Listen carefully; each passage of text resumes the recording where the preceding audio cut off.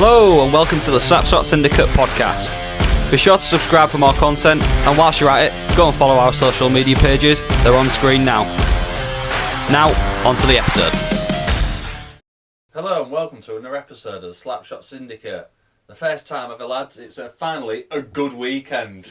Yes! Another weird weekend though, some results I didn't expect, some with a few goals in, up and down as we have been, titles changing hands, all good, but especially a good one for us. Yeah, a bit rocky at the top, wasn't it, this weekend? Yeah. Like you say, fantastic for us, a mega weekend in fact, so plenty to talk about. I think the fixture review section of this episode is going to be really high-up. We always say the best thing about our league is everybody can beat everybody, but I think the epitome of this weekend was everybody beat everybody in the opposite way, didn't they? So yeah. Well, like you said, I think this weekend and the weekend before we said in our predictor it'd be a tough one to call, and we certainly had a few where we've got egg on our face, haven't we, really? Because we've really miscalled them. Absolutely. With that said then, fellas, let's jump into Seahawks reaction.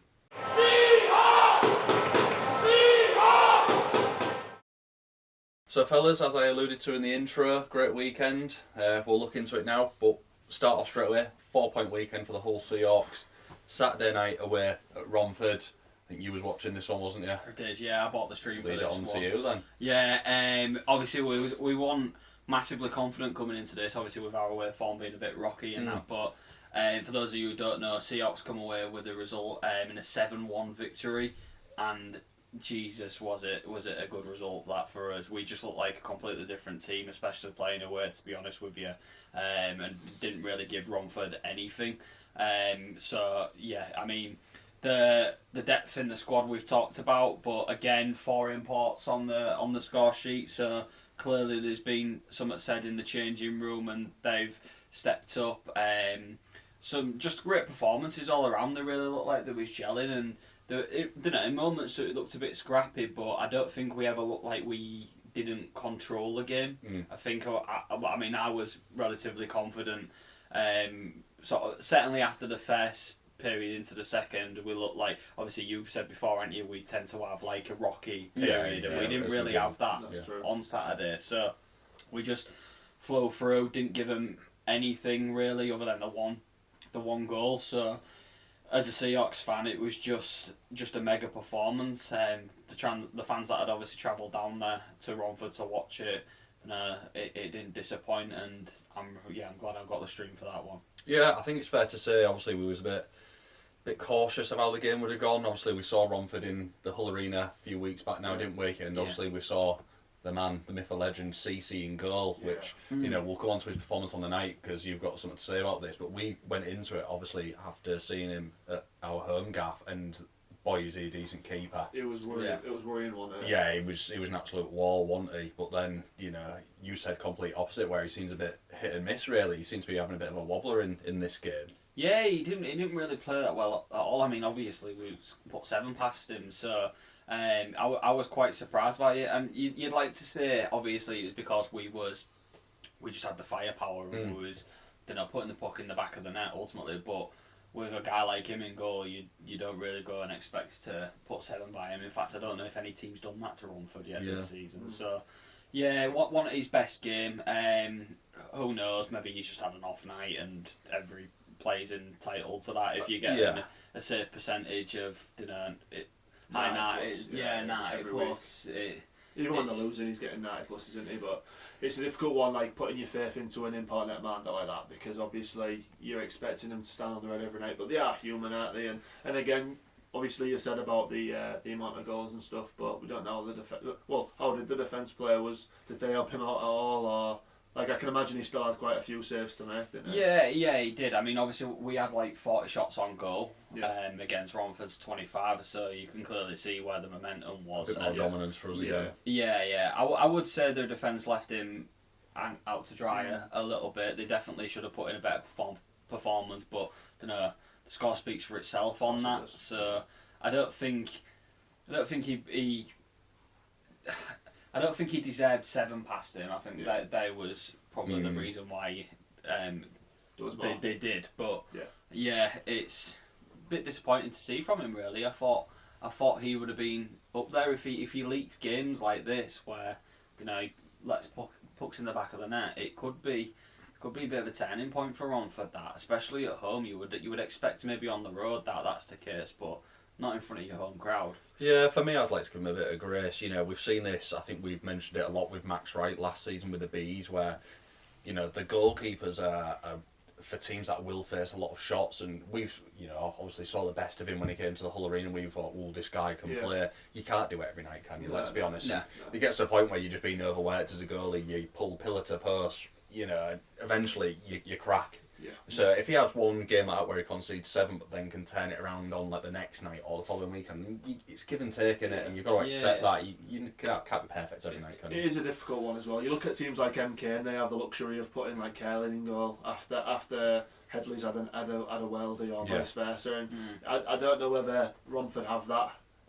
Without being disrespectful to their sort of net man in Europe, but I think they've put all of their eggs in one basket with, of course, CC, sorry, and I think that like I say, it's just run into a bit of fatigue there, isn't it? Yeah, I mean, like, let's just go back to it. Obviously he's faced 40 shots, so his save percentage was 82.5%. So it's not like drastic. Obviously, the more shots you face, the more likely you are to let some in. But yeah, against looking at the other side of that, Jordan's 96% percentage. He's had a phenomenal performance and a phenomenal weekend, to be fair. So I think we've got to give more credit to Geordie on this. Yeah, so. I think you bang on there. We're mentioning about obviously Romford's goaltender there, but McLaughlin in past 2-3 weeks has shown that he should be the number one starter for Seahawks. And I'll admittedly say I said last season that at times I didn't think he was good enough. Yeah. I would wanted somebody else to come in, but he seems to have got his head down, knuckled down, and seems to have learnt a bit, and he's really up to his game, and you can see that. I'm sure he's happy with 96%. I mean, why wouldn't you be? That's some of the best goaltending in the league sort of numbers, isn't it? Really, so fair play to him as well. Yeah, absolutely. Sorry for jumping in there, As, but I think the best thing about this weekend as well was I watched Matty's interview last night, and he mentioned Geordie and he said how good he'd been. Obviously, he played both matches this weekend, but he mentioned that Geordie's come back with a different attitude. He's a different kid. He's grafting. He's really working for his place, and I think you can see that for his performances, can't you? There's no I deserve this spot and I'm just going to get it given to me. Like every time he got an opportunity to play, he played well, didn't he? Yeah. And I know I saw a clip of a save that he made in this game. I think it was maybe like 3-1 to Hull, and the puck's gone round the back and he's at the other end of the goal. He's just Supermaned across the goal and into the post and made the save. just one of those no right saves. But when you're playing with that much confidence, it's just like it's really refreshing to see. And I'm really there for it. I think he deserves all the credit, like you've just said. Absolutely. It's good that we've got that result. I mean, I'd have taken 3-1, 4-1 at this point, but a resounding 7, as you alluded to as well. All the imports getting amongst the points there, goals and assists. You can't knock that. We seem to have, that little chat that Matty had seems to have had the nice effect, especially on the Saturday. Obviously, we'll come into then the Sunday in a moment, but it's positive signs for us that we can maybe try and turn what was a bit of a poor start round. Yeah, of course, and not only the imports on the score sheet, you look at the assists as well, and Emmy pulling two assists on the night and a goal. That's massive for him. We've often seen Emmy on the score sheet, and 9 times out of 10 it's because of that big slap shot and people winding him up. But so to see him like getting assists and stuff so often now as well, quite nice. Just showing the depth to his game. Yeah. That Matt like obviously bringing out, and captain Bobby Chamberlain, he's on fire at the moment. There doesn't seem to be any stopping him. Stallard, that. First goal. Yeah, really come into something now, innit? Like you say, he had the work rate and the effort there. He just didn't quite have the points, but now he's sort of getting in there now. And once you get that first one, they just start flowing. That line change that seems to have happened with Huey, Stallard, and Johnny seems to be real positive, doesn't it? I know that. I think it was Johnny, Huey, not Johnny, Svek, and Sobs all got a goal and 2 assists on there.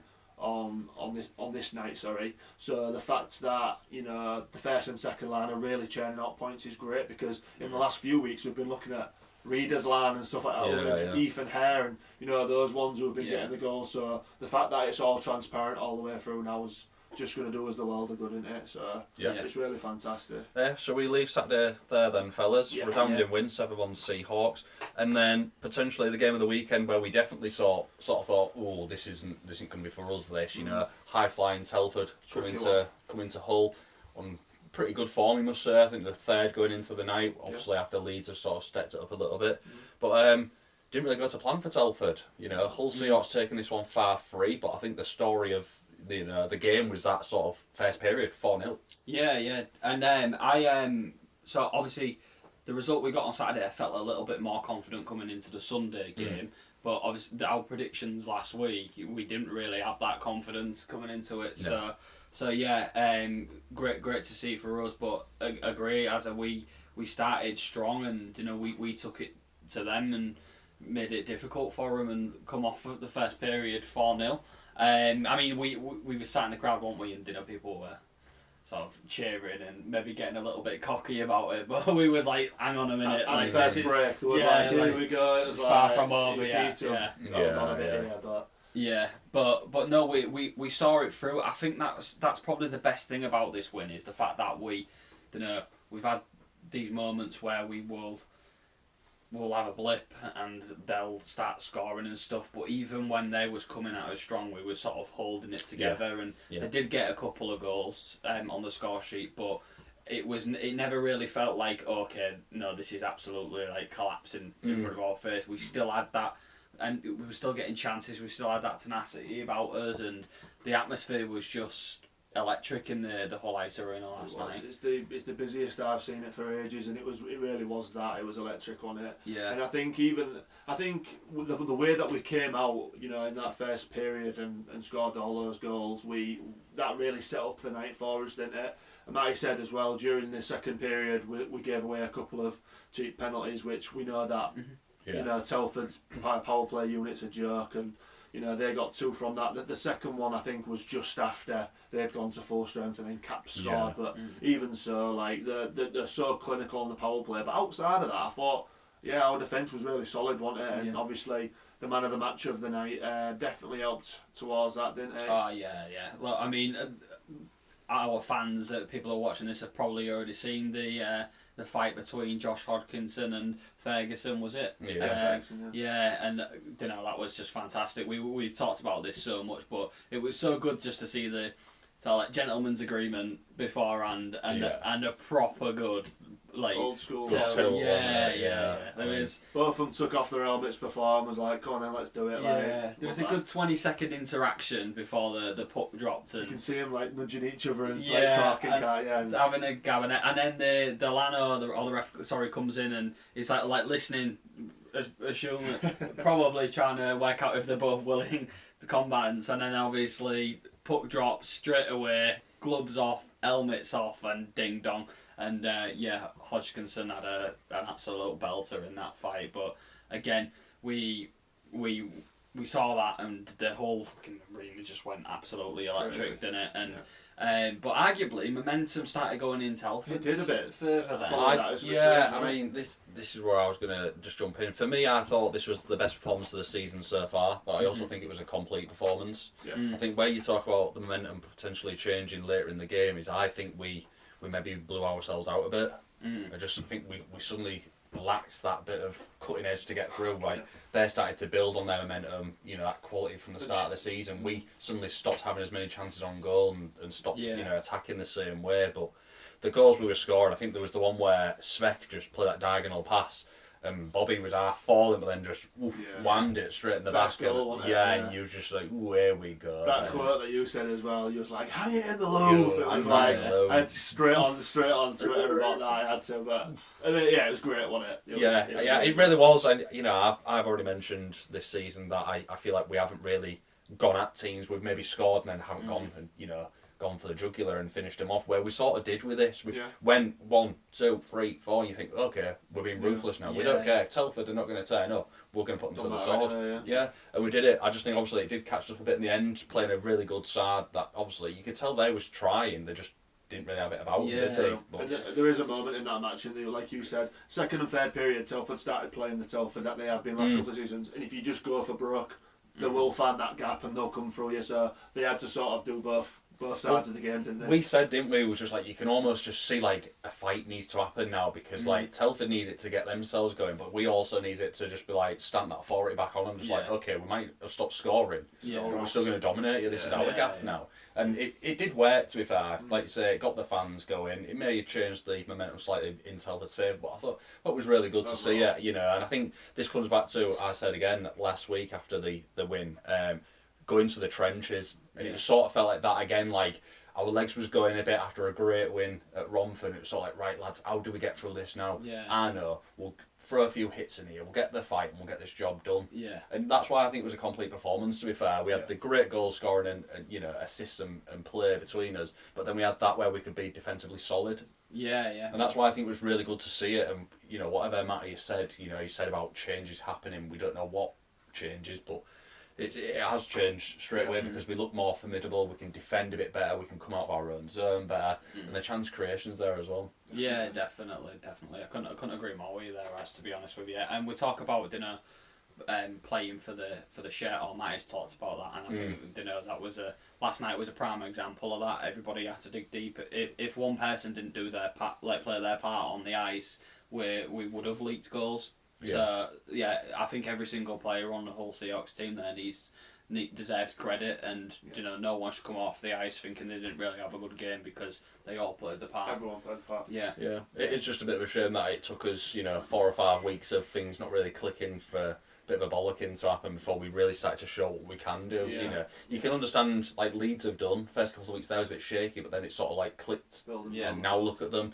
We just sort of was a bit too late for me, unfortunately. I mean, there's still a chance to get some momentum going and maybe disrupt what's happening at the top. As we'll come to, there has been a bit of variance up there. I said last week that the league's probably too far away from us. It might well be, but you still have a couple of these shaky results that we've seen in the past couple of weeks. You never know, it's going to be a long season, and I hope we can be up there.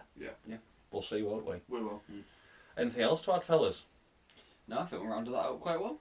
I think another thing to note as well was just the fact that Geordie played both games this weekend, and again, I think it's good of Matty to sort of give Geordie that opportunity to sort of hold his place between the sticks, sort of thing. Dima wasn't there. If for anybody who don't know, Dima wasn't available on the Saturday night, so he didn't back up today. I think it was a Sharks netminder who travelled up with the squad. His name goes away from me. I do apologise. But Dima was back on Sunday night, and a few people around us was like, "Oh, Dima will be back in tonight because he wasn't there last night." But obviously, Geordie had his opportunity again, and if I remember correctly, I'm not sure if you got the stats or not, but his save percentage once again, even though they scored 3, was pretty solid as well. Yeah, it's 92%. So again, he's churning out these consistent results, which are really positive. So I think that's good, and I think it's good for Matty, considering at the start of the season he said, whoever's the man in form is going to be in the net, and he's doing that, isn't he? And again, that's not us just saying like, oh yeah, Geordie. If Dima's playing well as well, like, but the same goes to him. But at present, Geordie's sort of the man, isn't he? And you've got to back that. So I really rate that. I think that's something that's really positive. Yeah. Right then, fellas, we'll wrap it up. 4-point weekend, up the Seahawks, and we'll move on to the next segment.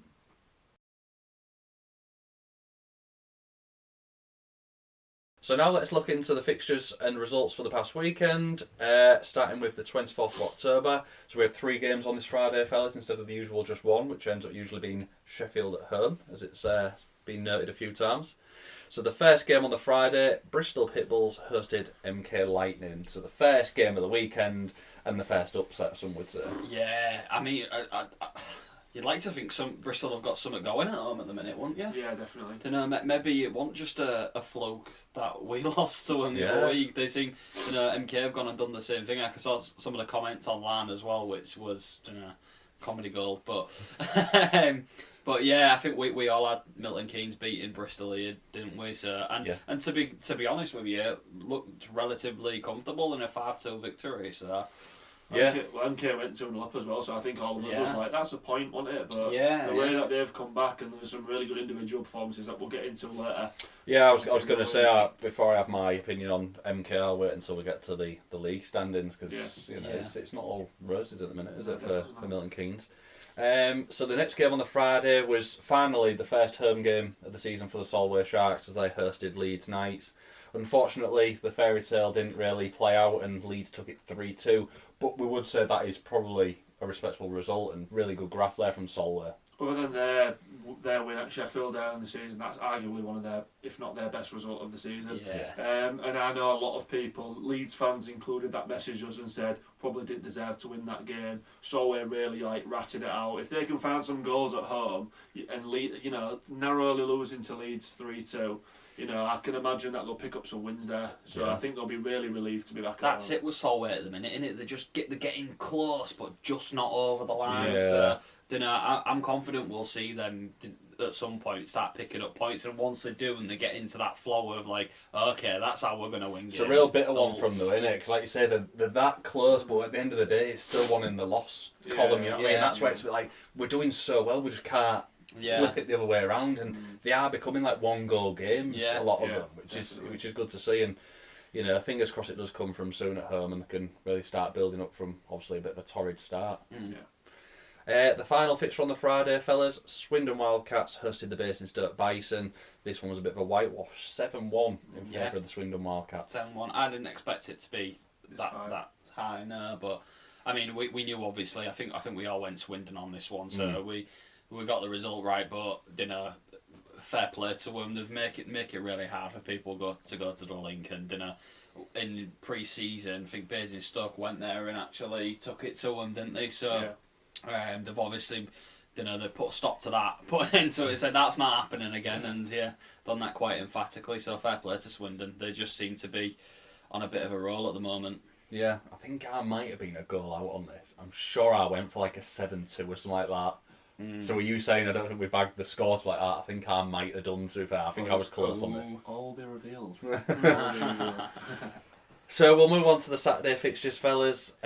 Sheffield Steel Dogs hosting the Bristol Pitbulls. Steel Dogs taking this one 6-3. So after an incredible result on the Friday night for the Pitbulls at home against MK, didn't quite work out for them on the road at Sheffield. Fortunately not. No.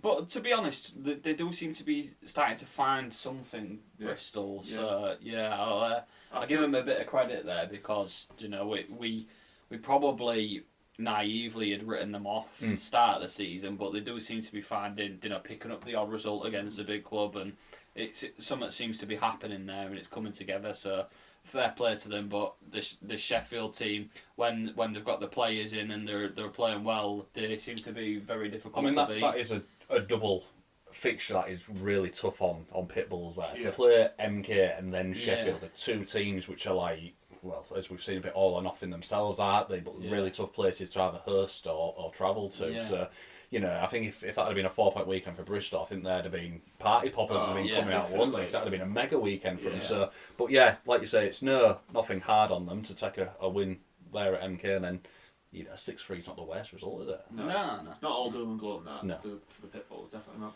Next fixture, Romford Raiders hosted the Hull Seahawks, 7-1 in favour of the Hull Seahawks. Yeah. So we won't dwell on that one too much, we've covered that one, but a great start to the weekend for Hull Seahawks was that one. Next fixture, Basingstoke Bison hosted the Peterborough Phantoms. Phantoms taking this one 5-1, so a bit of a tough weekend for Basingstoke, really. Yeah, first game of them actually being at home as well, and I think their fans would have maybe not expected a bit more, but hoped for a little bit more. But a bit of a, like you said it quite well, torrid weekend for the Bison. 7-1 and 5-1 is that? So it's double figures conceded, only 2 scored. And I'll go back to what I said. They're no mugs, that team. Definitely they're not. a good side. Definitely not. So I bet that's a bit of a disappointment from that. Because they've been in with quite a few games, haven't they? Yeah, I know. We spoke briefly, didn't we, last weekend to Wilstead and Stuart Morgan. They said that towards the end of the whole game was carrying a bit of injuries. Hopefully they didn't carry through. But these boys have had weeks where they've not trained at all because the rink's not ready, or they've had to go to Slough, to train. And when every other team's on the ice all the time and this momentum's building and they're not playing for a week or 2 weeks, it's got to catch up with them. So I think at the moment they'll sort of be trying to catch back up with that work this hopefully it don't last too long. MK Lightning hosted the Swindon Wildcats. MK taking this one 2-1 in overtime, so it could have potentially been an absolute awful weekend for Yeah. MK. I'm not sure which way we predicted this as well. I know all it will be revealed, but I've got a sneaky suspicion one of us has picked up points over the other two. Interesting thing about this game, lads, is Swindon was 1-0 up until, I want to say, last maybe 5 minutes. And it's a 1-1 at the end, maybe last 10 minutes or something like that. I think it was last 5 minutes, and then the overtime winner for MK. So that's a bit of a killer for Swindon. That isn't it? That's just controlling something that game for so long. But definitely, especially like at home. Yeah. That it must have been a bit of a lung blower for Swindon. I mean, they took home a point, which is if you was to choose a team that you had to get 1 point off away, then you'd probably choose MK, wouldn't you? Yeah. But I think after all that effort, they'll have been a bit disappointed. But I mean, a great turnaround for MK. Yeah. Final fixture on the Saturday, Telford Tigers hosted the Solway Sharks. This one being taken by Telford 6-5 in a shootout. Yeah. Again, they can't catch a break, can they? Tough pill, innit? Tough pill to swallow. I mean, they got a point. Yeah. So I think that is massive. Yeah. At Telford at home as well, where no one really picks up. Nobody really wants to go there at the minute, do they? And we just said about finding goals and stuff like that at home. They've put 5 past a really solid Telford team as well. So they deserve the plaudits here. But tough for Solway. But they're showing signs, aren't they? They're showing signs of taking those steps forwards and stuff like that. So I mean, when you look in hindsight of what happened on the Sunday as well for Telford, it could have easily been a really bad weekend for them. Literally could have changed the top of the table quite significantly. They managed to obviously get both points there due to the shootout, but as we'll come into, the defeat on Sunday at Hull, if that had been 2 losses, that could have been blown it wide open at the top. Yeah, it's really. A bit of a ding dong in this game as well, wasn't it, with 2 of our pals? Actually, we had a Hamill against Fielder, so that was an one of our interesting pals' brother. But no, Deek and Carr was an interesting one, wasn't it? Yeah, and the absolute housery in the celebration of the fight as well. Oh. We spoke to Deacon, didn't we? He didn't see the celebration, but I think a couple of his mates was like, "You just see what Carter just did." It's a bold move to make early in the season, that because they're going to play each other again at some point. You know what? It was a good tilt, wasn't it? Yeah, it was. It was a good tilt. Like we said, didn't we? Like Deek usually gets the better of people most of the time. Yeah. But Carter stuck in there, didn't he? And again, there's arguments from him and his side that he won it. Obviously, Steek slipped at the end, but I think the most significant shots were landed by Fielder. So it's just that old thing. It's topical, if you land on top of the other guy, you've won the fight, regardless if you've taken 10 in the first. And all the Telford fans was like, "Get off, get off, you know what happened, off you go." And he's like, I'd be the exact same, I'm not going to lie to you boys. I'd be like, "I landed on top of him, I won. Punched me 18 times, but I won." I played enough football with you to know you would be exactly that. You would be giving it all, so, "Rossi, get off." The difference for me is I'd be like on the deck after 2 punches and I'd be like, they'd be scraping me off. Anyway. So let's move into the Sunday fixtures then, fellas. Leeds Knights hosted the Sheffield Steel Dogs, and this one again was another one that didn't really go as we sort of planned it. So Sheffield taking this one 6-2. Yeah, one to forget for Leeds, this one, innit? I mean, we've talked about Sheffield as well. When they're on, they seem to be a very good team, very decent side, but to come away and win 6-2 at the Castle, that's a big result. It is. That is a mega result and a nice little 4-point weekend there for the Steel Dogs as well. We're starting to maybe just build a bit of form themselves. I'm sure we mentioned Bristol, MK and Sheffield the other week about these boys starting to slip away now. They need to start building some momentum, but now they are. Each of them respectively in their, maybe not MK with the Friday result, but they're all sort of starting to come back a bit. It's really interesting. That middle pack's going to be so interesting when we get into these 4-point weekends at the minute are becoming like absolute gold dust. Yeah. Like they are literally the difference between like dropping a bit to sticking in there. It's like so if you can pick come them by up. as well, aren't they? They're not many teams are getting 4-point weekends. Teams are just beating one another. Like even in some of the double headers, it's like apart from Leeds, I think a few of them have like win at home, lose away sort of thing, and nobody's really just bang bang bang and just been consolidating the points quite nicely. So Hull Seahawks hosted Telford Tigers, 5-3 in the favour of Hull Seahawks. 4-point weekend, first one of the season. Not many teams do it, but the Seahawks did. Not many teams want to come to Hull, though, do There's a shout at him from the penalty box. Yeah. Hey, we're not going to get into it this game, are we? Are you gonna inform everybody what happened on Sunday night? It was round 2, wasn't it? Ding ding. Yeah, well, the gloves was dropped between me and my good mate David Thompson.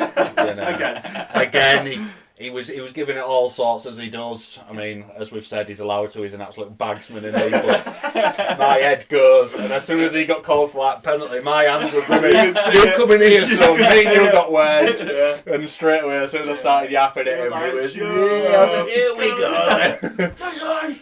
He's like, shut up. He was like, no. I loved it. It was great. Such a good watch. Yeah, the rivalry between me and him is unbelievable. Best in the league. Best in the league. It could be pay-per-view soon, in my opinion. The build-up for it. Unbelievable. Tail of the tape. And the final game on the Sunday, fellas, Peterborough Phantoms hosted the Romford Raiders. Romford taking this one 5-3. Yeah, a bit of an odd one this for Peterborough, innit? Winning away, losing at home. We've said how good Peterborough are at home, and we've had a lot of interviews where a lot of players are like, oh, just don't like going to Peterborough. It can be a bit cold, it's a bit naff, this, that and the other. So it must be a place where people do not like to go to, but Romford have gone in there after being beaten by Hull 7-1 and thought, we need to sort of pick this back up again now. Great way to pull it back round. Yeah, fantastic. Hopefully, I mean, like you said, them both dropping points in that weekend keeps it nice and sort of level there in the table. Yeah, so let's get into the standings then and see where we're at after this weekend.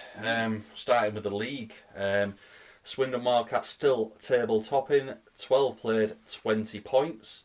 Second place, Leeds Knights, 12 played, 18 points. One win, gap between those two at the minute, which I'm sure Swindon will be quite happy about. That loss for Leeds at Sheffield. Yeah. Then you've got also Swindon with that overtime against MK. That second point could have opened up a nice little gap again. Third place, Telford Tigers, 11 played, 15 points. Sheffield in fourth, 12 played, 15 points. Fifth, Peterborough Phantoms, 11 played, 14 points. Sixth, MK Lightning, 11 played, 13 points. Seventh, Hull Seahawks, 11 played, 11 points. Eighth, Romford Raiders, 11 played, 9 points. Ninth, Bristol Pitbulls, 11 played, 8 points. Solway make up 10th, 10 played, 4 points. And bottom of the pile, Basingstoke Bison, 6 played, 2 points.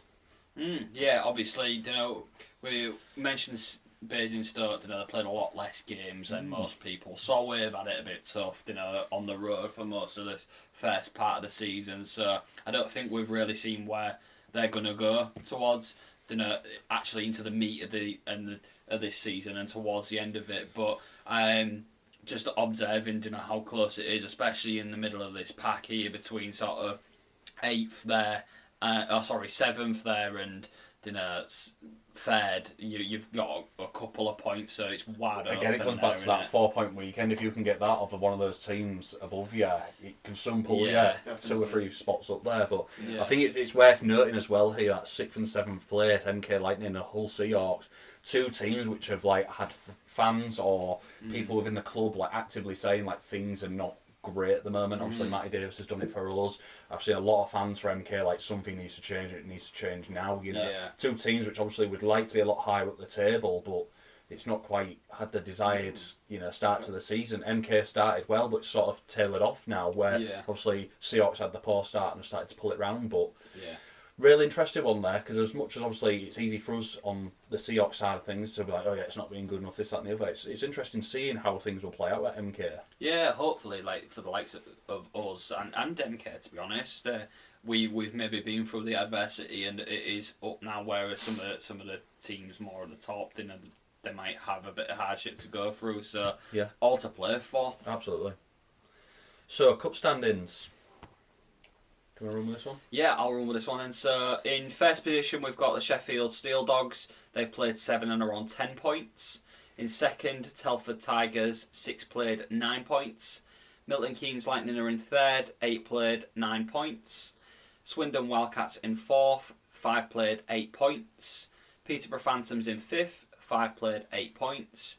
Leeds Knights in sixth, 7 played, 8 points. Hull Seahawks in seventh, 7 played, 7 points. Bristol Pitbulls in 8th, 6 played, 6 points. Romford Raiders in 9th, 5 played, 4 points. Solway Sharks in 10th, 5 played 3 points, and Basingstoke Bison in 11th, 5 played 2 points. Yeah, I think, there isn't so much to look into this one. You look straight away at the max points of who can get what, and the 4 teams pretty much stand out straight away of who can get the most points. Unless something dramatic happens there, those 4 teams stand out. So just for those that haven't seen that or don't have eyes on it, Swindon and Peterborough both in 4th and 5th, their max points could be 18, which is the most that any team can take. So, you look at that, them two would be 1st and 2nd. And then you got Sheffield, who are top of the table here, and Telford in 2nd. Sheffield can get 16 and Telford can get 17, and everybody else after that sort of falls in 13, 14 points. So they almost can have a loss and still probably make that top 4, which will make up the sort of knockout rounds of the cup there. It'd be very interesting to see. I think the cup this year is not one that you can just be like, oh, well, it'll be them, point, and there's no obvious way about it, which is the beauty of the cup, because I know in previous years, like, Romford getting there and stuff in the final, but genuinely, like, I feel like everyone could knock each other out of this. It's the fact that it's highly looking likely it won't be either MK or Leeds, which, that's madness, isn't it? We're going to have one of those teams that aren't in that spot that can pick it up. I think you look at some of the stories behind these teams, I think that for Swindon, a team that are making that project, surely it's got to be, we need that. There's a team that will be looking thereabouts for the league title and maybe just fall away again like they did last year. Same as pick up the cup. Same as the Steel Dogs though.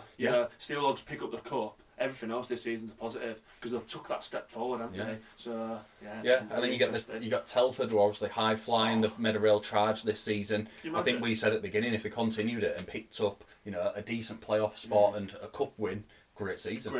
And they're on for it there. And then you've got the outsiders there for me in Peterborough Phantoms, but a team that you can never ever count out. Ever. You never know what's turning up, but also that works against you, doesn't it? Because look at this weekend, So it's really interesting. They won the playoffs. Absolutely. So they're a team that can do it when it comes to those big knockout games. So true. I think that's going to really hot up quite nicely, as we move towards those final games in the cup. Definitely. Yeah.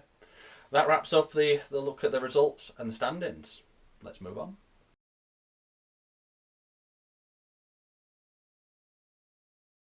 So now we're going to look at our team of the week for this week, fellas. As we've mentioned in a previous segment, a lot of high-scoring games, a lot of goals. So we had a bit of competition this week, I think, to make a decent team. With that, let's jump straight into it. So our netminder this week goes to one of our own, in Jordan McLaughlin. We couldn't have said any more for him in our segment this week, could we? He's been absolutely class. 59 saves over 63 over the weekend. His average worked out at 94.05 save percent.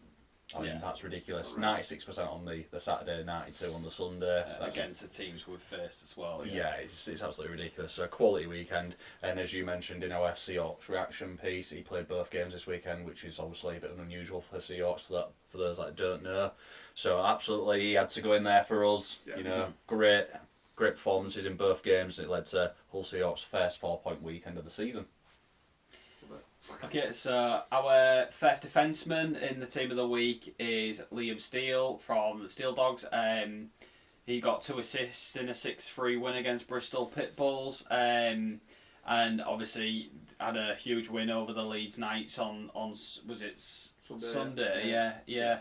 All mixed up this weekend, didn't it? Yeah, I know. So helped Sheffield to a massive 4-point weekend again. For them, this is big because they could have had a big flop this weekend. So shout out, well played. Pretty difficult weekend as well against the Pitbulls and the Knights, considering the last couple of weekends. Fair play. I mean, you've had a lot of good things to say about this Steel kid as well, haven't you? You mentioned him to us. When we went in pre-season, I was like, there he is, number 3. Do you remember? He's top quality, but I think he tends to be one of the big boys. Don't know whether the Steelers might tap him up soon. Sorry, Steelers fans. But yeah, I mean, to get one over on Sheffield, Leeds as well by Sheffield is absolutely class, because Leeds are been on an absolute rampage at the minute. 100%. So the next person in our team of the week, not an absolute goal scorer, point scorer this weekend, but a really important part of his team. Another Seahawk. Sorry, everybody. It's Josh Hodgkinson. So obviously he was part of the defensive unit who put in a really solid performance on Saturday in that 7-1 victory. But yeah, the man of the match performance on Sunday against, again, a really free-flowing and high-scoring Telford team, was part of that team who sort of kept them at bay, and of course he answered the call when it came and landed those bombs, as Connor Lynn so eloquently put it. But yeah, I think as an individual, he's had a fantastic weekend, and we could have put other people in there based on their points, but for a 4-point weekend for the Seahawks, he's had a massive part in it, so fair play to Hodge. Yeah, absolutely. I think it's easy to just go for points and watch for the stat padding, but there's nothing wrong with a consistent, 7, 8 out of 10 player every week, and those are the ones that do get you wins in the end. We've seen it for, some of the Swindon lads and the Telford lads so far. So, yeah, it's good to give a nod to just pure quality, really. Rate it. So our first forward then of the Sheffield Steel Dogs again, so it's a bit of a Hull and Sheffield week this week, which is an interesting one. And it goes to Jonas Larimar. So man of the match performance against Bristol at home, chipping with a goal and an assist.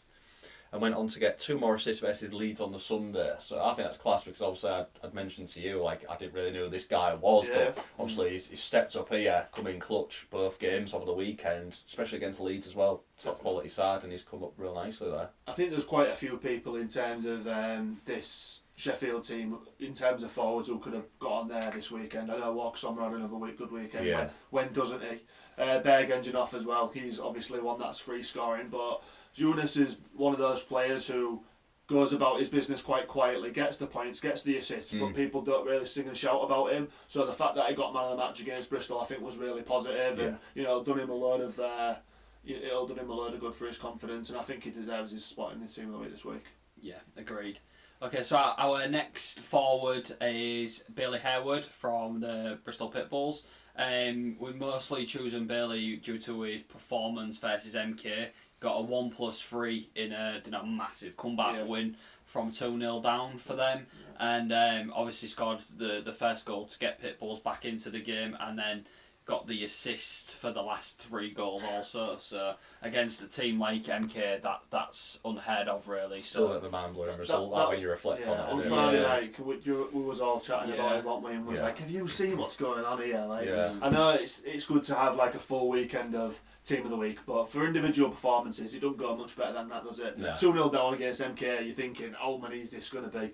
But the fact that he's spearheaded that is ace, isn't it? Fair play. You can see why he's on a 2-way with the Elite League, can't you? Yeah, absolutely. Finally, this was a tough one, because there was many to choose from. And yes, again, it's a Seahawk.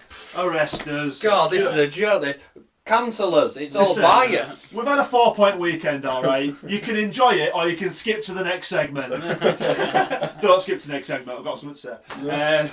But no, in all seriousness, this guy was one of many who got 1+2 on Saturday. But we've chosen this guy because he deserves a lot of credit, and it's Emil Svek. One that we have relied on heavily over the last couple of years. But he was 1+2 for both games this weekend, so home and away. So he's had a 6-point weekend. Deserves a lot of credit, like we've said, because past few weekends he's been putting it in, but probably hasn't been getting the credit he deserves. And obviously since Matty's changes interview sort of thing, I feel like he really has stepped up, including 8 points in the last 3 games. So it's not something to wince at, that, is it, lads? No, absolutely not.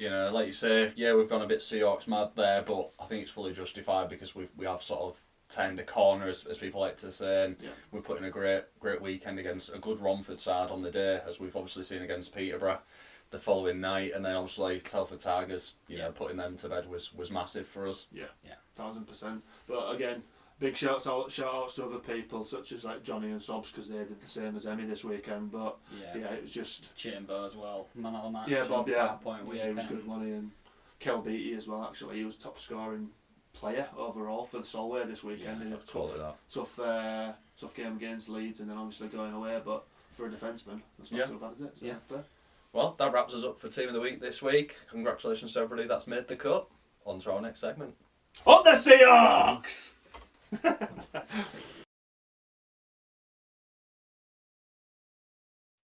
Welcome back to our big talking point this week, and today, as you can see by the title of the episode, and I'm sure that a lot of people will skip to this, we are joined by Leeds Knights forward Balint Pakozdi, we are going to be talking everything. So his move from Swindon, what he did in the off-season, which you might be able to see just behind him right now, and how he's settled in at life at the Leeds Knights and their aims for this season, really. So first off, Bally, a massive thank you for joining us.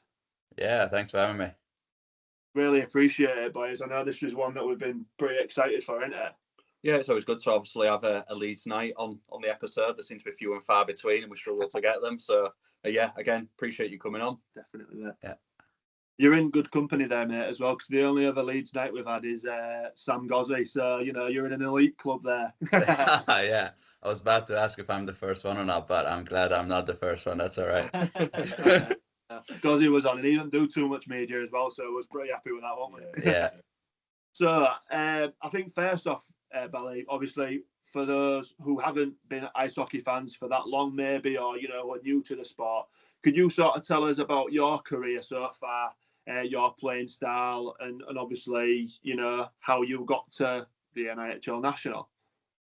Yeah, so it's been a bit of everywhere. So I played in America when I was younger, and then I moved to the UK, played at Okanagan with we had Pete Russell there for a little bit. We had this guy called Laurie Barron, was the father of Matt Barron, who played here in Leeds.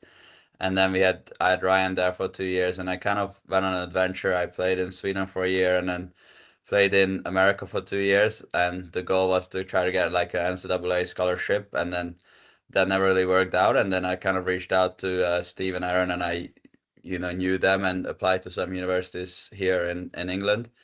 Well, I guess I should say in the UK, because I ended up going to Cardiff. But yes, I ended up applying for some universities, and I got into Cardiff, and Bristol wasn't a team then, and then Swindon was the closest one. And like I said, I had the relationship with Steve and Aaron and stuff, so kind of worked out a deal there, and I ended up moving there, and then I've been there for, well, I guess 5 years if you include that COVID stuff, but 4.5. And then this year the opportunity came along to come up to Leeds, and now we're here.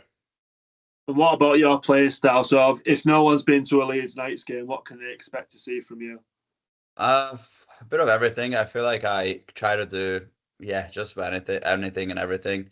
So some games I'll try to be a bit more gritty. Some games I try to be a bit more skilled and try to, play a bit more offensively. But I like to think I can play a 200-foot game and play offense, play defense, just about anything. So, yeah, just about anything really. Like I like to mix it up as well. Sometimes, like a lot of the boys in Swindon says I was like a bit of a rat, which I like that a lot, to be honest with you. So that's a good compliment to have, I think, in my opinion, anyway. So yeah, I just about anything. I mean, I like to score goals as well, but at the end of the day, I'm happy to do kind of whatever to try to get a win and then get the boys over the line. I think when we was talking during the off season as well, and when you moved from Swindon to Leeds, we definitely said that. We said that you're a very well-rounded player, and you've got that being described as a rat is there's obviously some emotion being charged behind that, didn't there? Yeah. I doubt that there's a lot of Swindon people or fans or players who will have wanted to lose you, but that's got to be a big compliment. And I think actually, Bally, you're being a little bit humble there, because the points that you've scored so far this season definitely proves that you know where the net is, or you know how to pass to one of your mates. I think you need to give yourself a little bit of credit there. Well, yeah, I think, just anyone playing with number 12, it's a pretty easy time on the ice. But yeah, it's been a good start to the year, but I think we got more, even personally and as a team, just in general. I don't think we've reached our potential yet, so we're still learning and building. But yeah, I mean, I can't complain. I've had a great start here, so. And we will move into that, won't we? But I know that you was keen to sort of. Yeah, I just wanted to ask. Obviously, you played for Swindon for such a long time. So how did the move from Swindon to Leeds come about? Was it a tough decision to make? And how did you find playing there? Yeah, no, I had a great time in Swindon. So they treated me real well. I had a good relationship with Aaron. I had a good relationship with Steve, and all the boys. I love the team. I mean, it's a great group of guys there. So that was one of the hardest things, kind of making the decision to leave the boys and that group. Like, there's a great locker room there, and I had a lot of friends on that in the room there. But ultimately, I just thought I needed a bit of a change of scenery. Off the ice, I thought Swindon wasn't the best place to live. If It's without rock and roll in Swindon, isn't it? yeah. So I kind of like I lived in Cardiff originally for uni, and then I moved to Swindon for last year, and I don't want to say I didn't like it, but I definitely was in Cardiff, and I just felt like it was not too much going on, and just felt like I needed a bit more. And the hockey wise, I always knew Ryan, and I think I was coming at some point. I really wanted to play for Ryan again. I had a great relationship with him. My brother played for him. Like he's kind of like a family friend in a way. Like my parents know him. He knows like my parents and stuff. So it was kind of it was coming at some point, and then we kind of spoke in the summer, and he said just kind of just come up, and why not? And I thought, what, this is kind of a good time, and yeah, it's I knew that they were like losing a couple guys, so I knew that I would be able to fit in well and kind of come into a big role straight away. So I was like, you know what, this is a perfect opportunity for me, and yeah, so I thought, why not?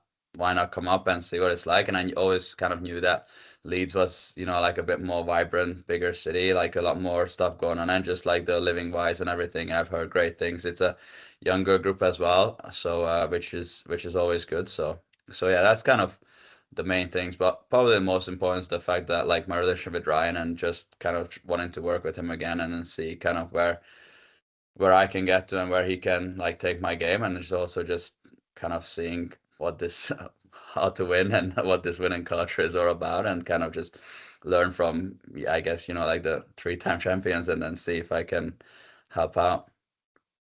Yeah, I love that. Yeah, really rate that. So I just want to talk about, obviously you've mentioned how you played in so many different countries. What was it about UK that you really liked, and what did you find in other countries that you potentially couldn't get here, or you found better in other countries? Uh, it's, I mean, at the end of the day, it's kind of just the logistics and the English speaking and stuff is going back to. So ultimately, as I mentioned before, his goal was to go to the NCAA in America and get a scholarship there. So that's kind of what I was doing the 3 years between being at OHA and Swindon, and then coming back.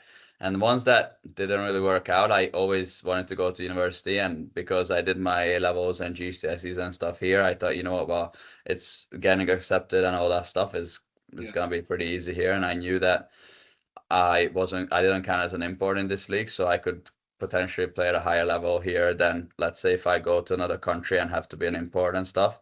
So I was like, and I didn't really want to go back to Hungary to go to university there. I thought if I can kind of get a education or a degree from a British university, I think that's better than getting one from a Hungarian university. So that's kind of the main reason. And yeah, like the fact that I had knowing Aaron and Steve and stuff, it was kind of an easy way to kind of get back and into the league, and kind of find somewhere to settle down in a little bit. I say settle down, I mean I just moved around, but like kind of find a league that I know I can play in, and kind of improve, and find like a home for myself.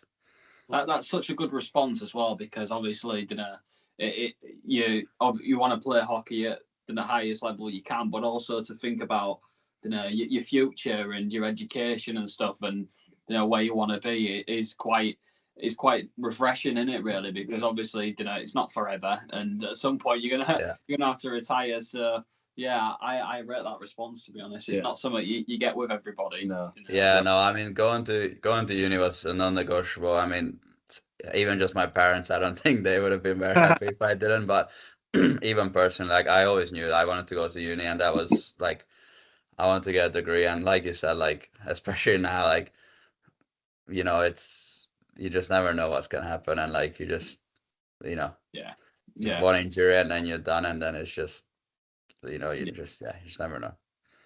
Before we get into this, is a really off topic one, but we have mentioned the jersey behind you.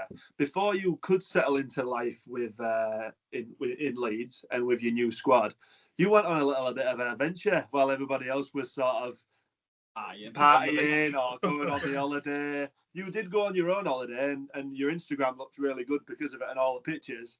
But you went and played hockey during the off season, didn't you? Can you tell us a little bit about that? Yeah, so yeah, I kind of thought this would be a good time to do it. So I don't have like a full-time job or anything. So I was like kind of just working here and there during the season and in the off season and stuff. So I was like, you know what a better time to do it. And I knew I've heard a lot about it that people just do it, like go in the off season to Australia or New Zealand. The Australian League, I mean, I'm not sure how much you have seen, but they had this like David Booth who played like 500 games in NHL and stuff. Like some of the imports they signed was ridiculous. So I was speaking to a guy and he said, yeah, I mean, maybe you could slide in there somehow, but it's not very likely. But he said there's a chance you can go to New Zealand and kind of play there. And I was like, well, I don't really mind like where I go. Like the hockey is, I don't know if it's significantly worse. I really don't know what the Australian League is like, but I really I don't want to say I didn't care about the hockey, but the hockey was definitely like more of a secondary thing there. I just wanted to travel and kind of just use hockey as a way to travel. So I got a contract there, and then by the end of it, I was like, I'm always gonna show up. I'm always gonna be professional, and I'm always gonna play as hard as I can, and just do everything for the team and try to get them to win. And I think, I mean, we were pretty close. Like we made the finals and stuff, so it was good. It was a good time, and I think the boys were like pretty happy with like me as an import and just me being there and helping them out. And I think it was good all around. But ultimately, I was able to travel and see the country and like what they say and what you read about New Zealand being one of the most beautiful countries in the world. Like it honestly is so nice. It's very yeah, I mean, I'm a big hiking person. I love getting out in nature, and for that, I think New Zealand is unbelievable. I think there's so much to do there. Did a bit of skiing, which with the seasons that we have here, it's pretty much impossible. Yeah. So that was very refreshing to get back on the skiing, get back on the slope. So yeah, it was an awesome time. I mean, yeah, one of my best summers I've ever spent, and like the fact that hockey allowed me to do that is unbelievable. I mean, it's just great, and like I can kind of like thank my lucky stars that I was able to get out there, and they treated me well as well. So they hooked me up pretty well. So I can't complain about that part either. So it wasn't like a bad experience. I've heard a lot of guys kind of go to these places, and sometimes it's not all sunshine and rainbows once you get out there. But for me, they treated me real well. Ended up living with a coach, and his son was on the team as well. So and like the way they looked after me is really nice. And the sun was good. I said to myself, like, if you ever need anything, like I feel like I owe you one so much because like the way you treat me, like if you ever need to want to come to Europe and play or whatnot, like I'll try to do whatever I can to see if I can get you a shot somewhere. But yeah, he's a great guy, and all around it was just an unbelievable summer. And like I have to thank Botany Swarm, shout out. So That's so cool. yeah, Up the Swarm. good organization, and like they treat me well. And unfortunately, we couldn't win, but I mean, the team that won, they won, I think, like the last 8 out of the last 10 years. So it was pretty. It would have been a pretty big feat to beat them, but yeah, it was a great summer. Yeah. Prime example in it. If you enjoy your job, then you'll never work a day in your life, as they say. Oh, exactly. Yeah, I mean, people say, "What do you do for work?" Like, I don't work, so. Yeah. I mean, first of all, I want to pull you up first because if you want to do some skiing and have a great view in this country, half an hour down the road from you, there's Escape in Pontefract. So if you want to go indoor skiing, and the views are great in Pontefract, let me tell you. The views of vending machines, don't go there. Yeah, I've never been indoor skiing. I've actually been skiing longer than I've been on my skates, so but I've never been indoor skiing. So Is going back to botany before we move on, is that something that you'd recommend to, I don't know, the guys in Leeds or anything like that, if you can get an opportunity to go and do that during the summer? yeah, I would say for sure it's definitely like I think it depends how you can get treated and stuff, and depends on like the visa I got, I had like just a travel like visa, so I couldn't work out there. So I think I got a better treatment. Like the other import, he had a working visa, and they couldn't really find him a job and stuff. So it's a bit different. So it's a bit different for everyone. I know other teams in the league can hook their imports up with real like good jobs, and they can work more and kind of make a bit more money and stuff. But in general, like it just depends what you like. If you just want to travel, if you like getting out there and kind of just doing stuff by yourself and just doing your own thing, then it's definitely something that's a great experience. I think Australia is definitely a bit more probably well organized, or I don't know what the right word is here, like a bit more established, maybe that's probably the best way to describe it. It's a bit more like they have more import, so there's more people you can kind of hang out with and be around and do stuff with while everyone else is kind of working or doing whatever. Because at the end of the day, like all those guys are still working and have full-time jobs. Like no one is getting paid or anything like that. So it's yeah, sometimes you can just get bored. So this is what I mean. Like if you kind of find yourself in a spot where you have to just do things on your own and kind of just go and explore, then it's great. But it's definitely not for everyone. But personally, I love this, so I would recommend it. Like if they called me and I could go to Australia, like I would go tomorrow. Like I would sign a contract tomorrow to go in the summer. So like I would go, anytime.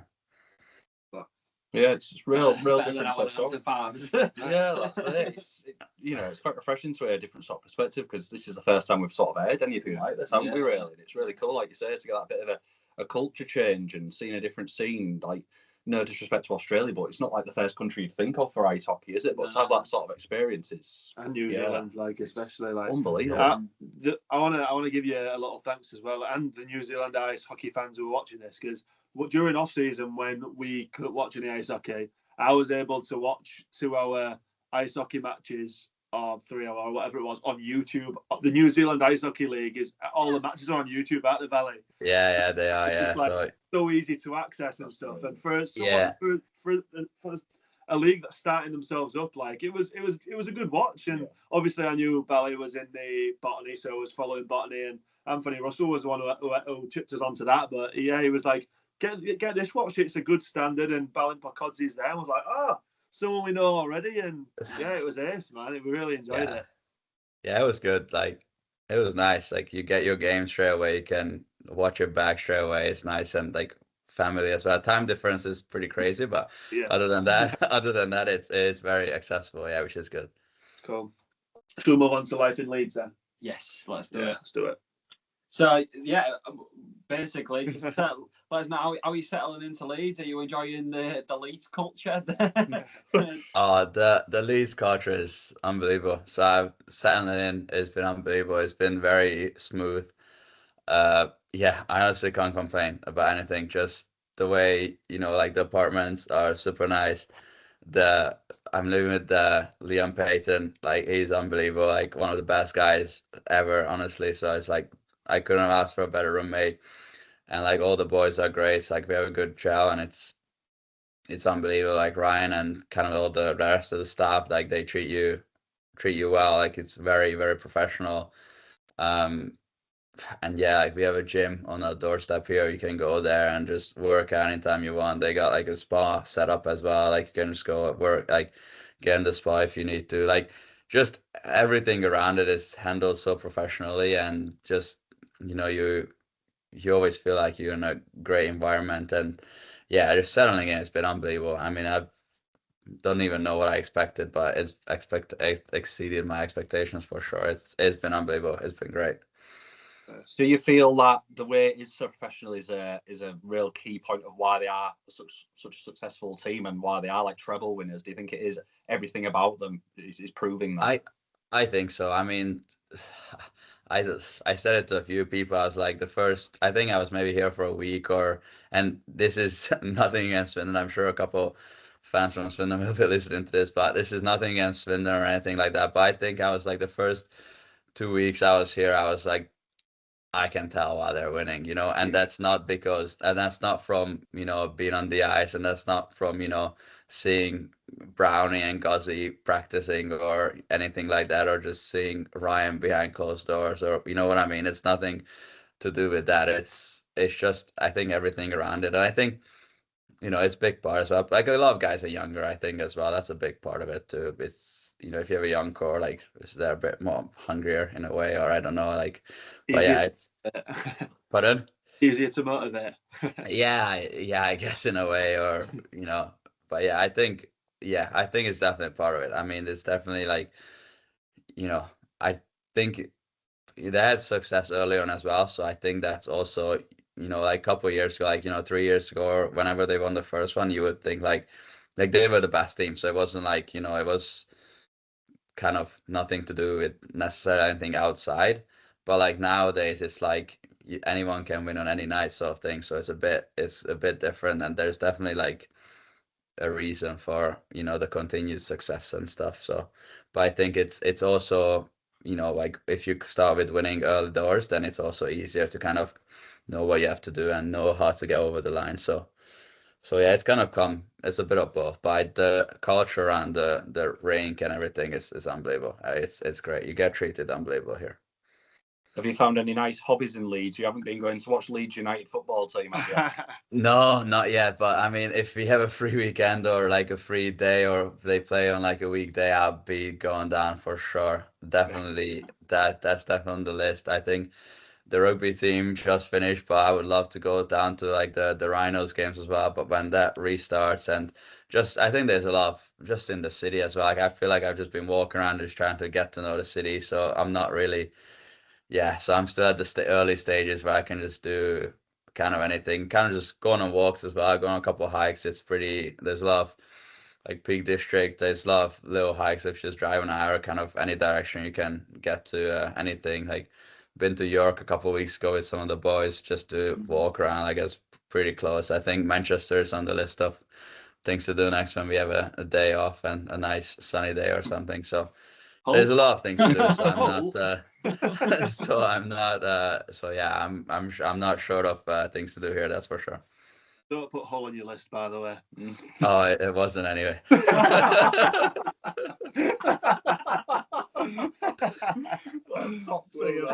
We've only got a big fish tank, and that's about it. It's not worth it. Chip spice. Love that. That's class. Yeah, a bit of chip spice. Throw me off a little bit. That. Yeah, at least he was honest with us there. That's a good one. That was so No. The boys have said it's a shithole. We're not going there. All right, well, back to the Leeds Knights then. Yeah. So, in this Leeds team, then, is there anyone in particular, or a couple of people, you've built partnerships with on the ice, and who you can really see yourself gelling with? We sort of observed at the start of the season that there was maybe a little bit of a struggle, obviously with some new guys in the team, but now it doesn't really seem to be the case. You really seem to be finding some form. So I again put that down to the off ice stuff, but there must be quite a lot of the on ice stuff as well. Yeah, of course. I mean, I feel like we start to figure it out and just kind of win games and get over the line. I mean, as I said before, I don't think it's been that pretty. So we've been grinding a lot to get the wins, but the wins have been coming. But I think, yeah, like this Sunday against Sheffield, it's definitely caught up to us. And I think Ryan might have said in his interview as well, it's just like the karma, just kind of good karma caught up to us a little bit. And then, I think that kind of sums it all up. But yeah, I think, like I said, with Peyton, the guy I'm living with, like I feel like he's like one of my best friends already, and it's only been like 2 months or something. So he's a great guy, and like Brownie is so easy to just get along with, and even just playing with him and Biz, I think I played with them a couple games now, and like that's been unreal. Like it's just so easy to play with those guys, and they're so smart and just make the game easy for me. So that's been an easy kind of settling in, and what's kind of impressed me is like the decor. Like the decor is.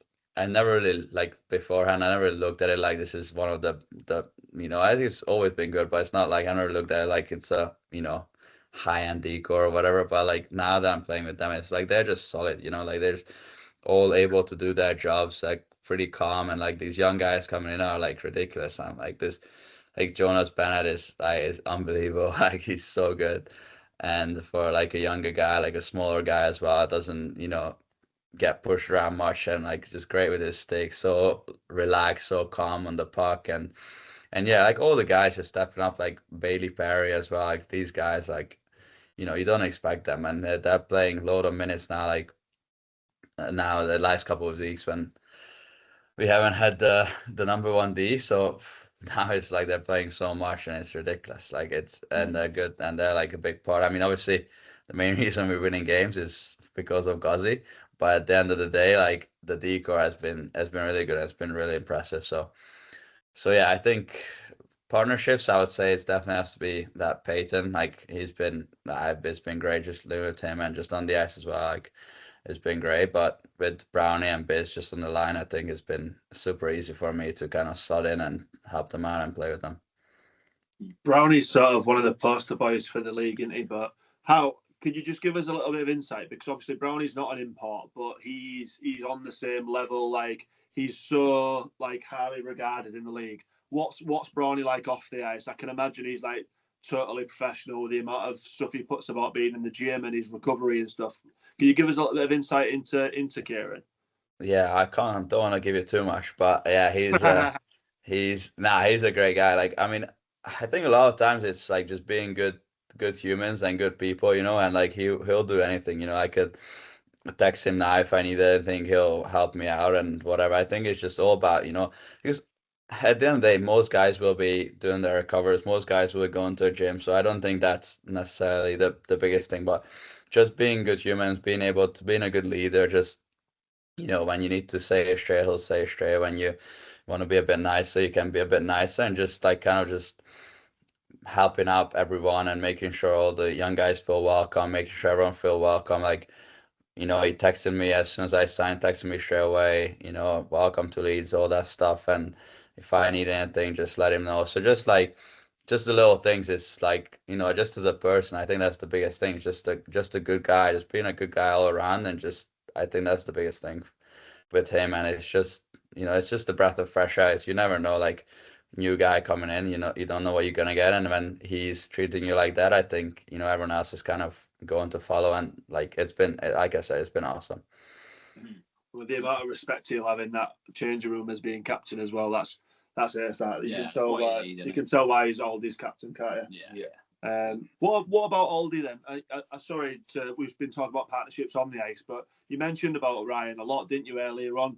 What's your relationship like with him now? I know you said that he's like a family friend, but how much are you enjoying playing under Ryan Aldridge at the moment? Yeah, I like it. I like it a lot. Yeah, it started when we were younger, and it was also it's a bit different of him coaching, you know, 16, 17-year-olds, even like some 14-year-olds. So it's very different, that style to what he's like now. But he's still kind of hard on you, but it's also kind of he'll do anything for you. So it's that perfect mix of, you know, he'll make sure that you're ready to play, you're in the best environment to succeed, and you know, but at the same time he'll be hard on you and he will push you to your max, which is for me it works and that kind of what I like. And you know, I'm not someone who needs to be patted on the back. I would rather be the person who is kind of told if I'm playing like shit.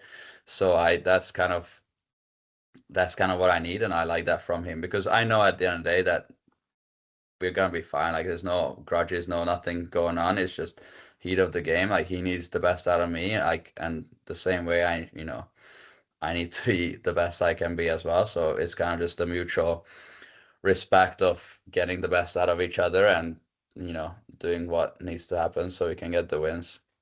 Right, and Bally's performance. What do you want to say this? Yeah, so obviously so far you've got 17 points, 5 plus 12 in 11 games. Started on absolute form. How have you found the start of the season for yourself personally? Obviously we've talked about Leeds with that stuttering start, and obviously it's now coming to good form. But for yourself personally, how would you rate your start?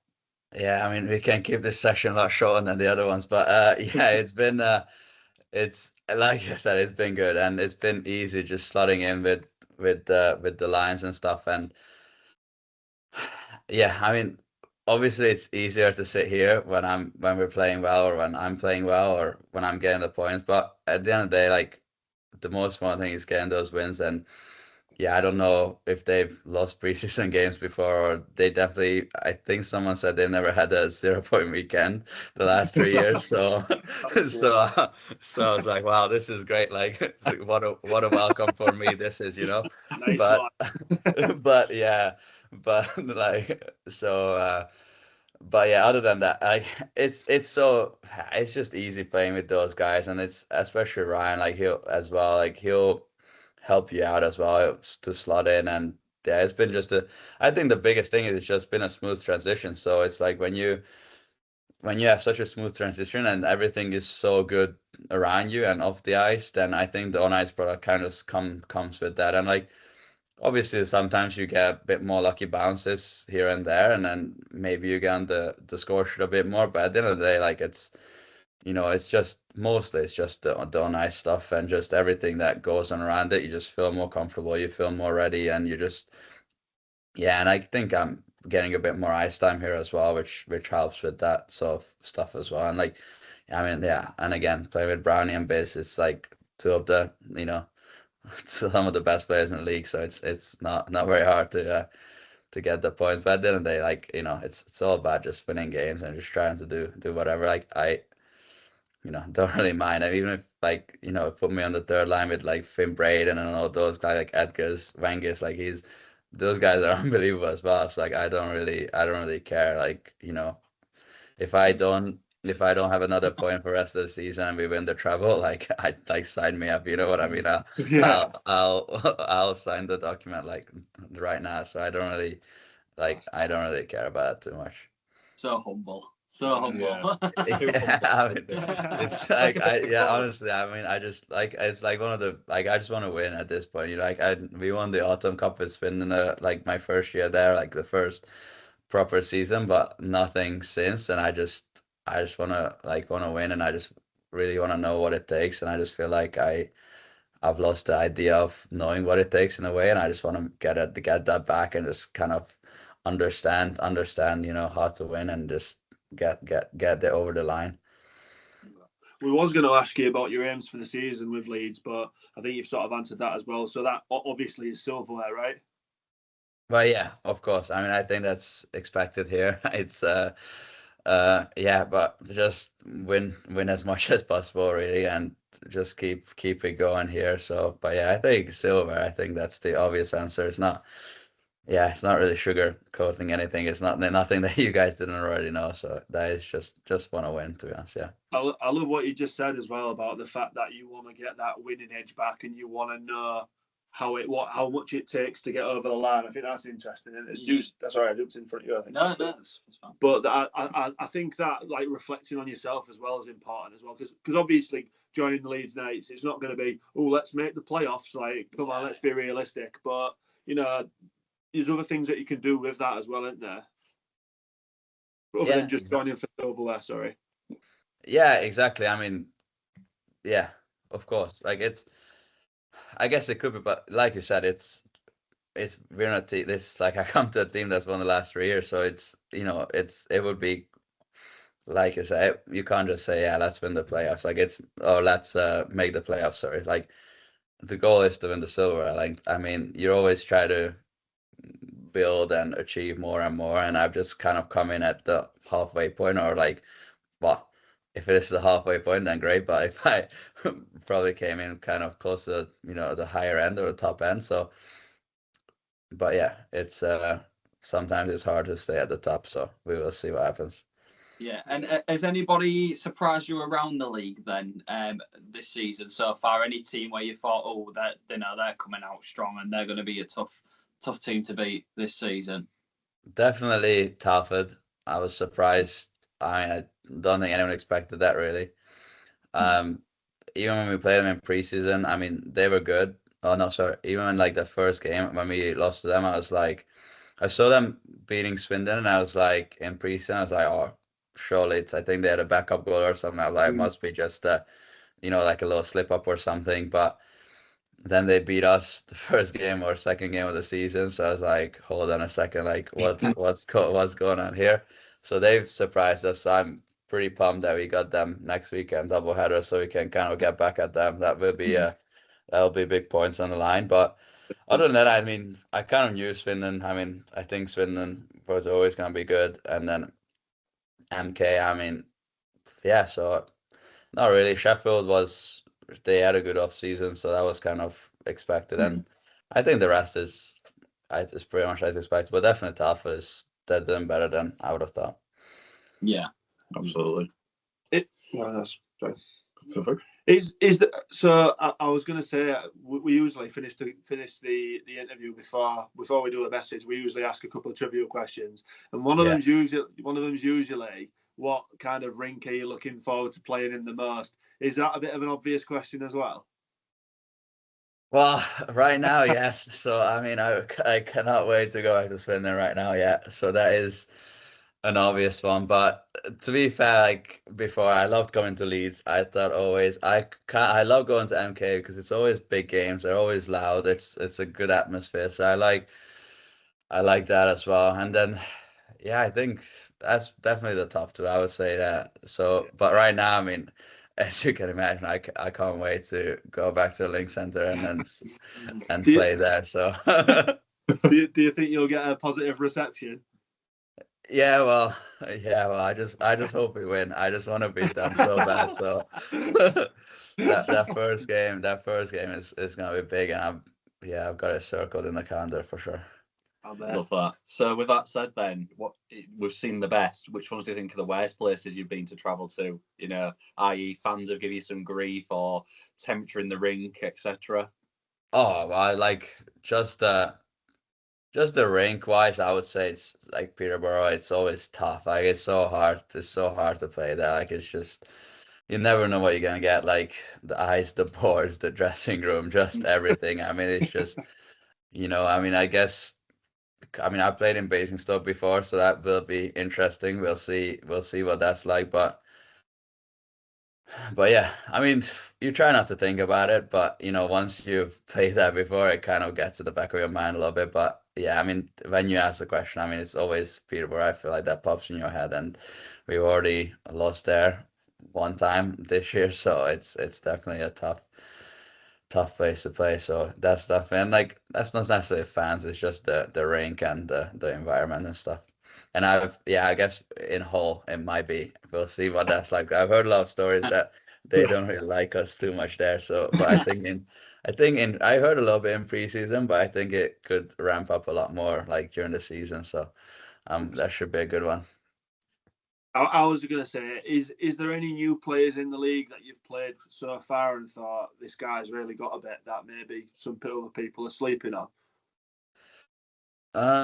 Like a new guy. I haven't like just from the guys we played against. I don't really know if there's been any necessarily new guys. I think that Garcia in Sheffield, he's pretty solid. Just kind of does the little things well, kind of like a bit like Wellesley, I would say. Just Yeah. Head switched on and just always kind of does nothing too flashy, but will make all the plays and be good. So he's been good. But other than that, I think the good players so far has been mostly been the guys that have been around. So yeah, it's not nothing. No one's really, but it's hard to watch games as well. So you kind of see clips of some stuff happening, but it's kind of just the teams that you played against so far. So I guess we'll see what those imports are like in Swindon, or see what Ben O'Connor is like, for example, and all those guys. But yeah, I mean, yeah, we will see. So finally then, just to wrap it up, if you're a Leeds fan watching this, do you have any message for them? Obviously, you've got a big game coming on Thursday night against the Hull Seahawks, and you've found some performance now. So what would you want to say to them? Yeah, I just like to say thank you for all their kind of support and welcoming me. It's been unbelievable. Like, I feel like they've taken me in with open arms, and they've been super nice to me. And yeah, it's been great so far, and like the support has been great. And just kind of stick with us, and we'll kind of. I know it looks okay on paper, but I think we can still be better, and we'll figure out and try to be a bit more consistent and put in the proper performances. So yeah, we definitely got more. So hopefully that excites you guys and gets the blood going a little bit. And yeah, it should be another good season, hopefully. Great stuff. Well, thanks a lot for joining us. We really appreciate you giving up your time to speak to us. No worries. The fans want to hear it, so it's great to have you on. Yeah, thanks for having me. It was great. Good little chat. So yeah, thank you. Cool. Appreciate it. Thank you. So now it's time to look at the upcoming fixtures, which we've got an absolute plethora.